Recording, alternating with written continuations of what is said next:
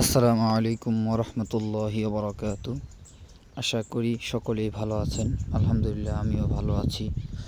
এই যে আপনারা দেখতে পাচ্ছেন যে একটা সাইকেল, এটা আমার শখের একটা সাইকেল বলতে পারেন। আমি যখন মিজান জামাতে পড়ি তখন একটা সাইকেল কিনি। আব্বুরে বলছিলাম যে একটা সাইকেল কিনে দাও, গিয়ারওয়ালা সাইকেল। কিন্তু আব্বু তখন আর কি একটা ফনিক সাইকেল কিনে দিয়েছিল। একটা ইচ্ছা ছিল একটা গিয়ার সাইকেল কেনার, তখন কিনতে পারিনি।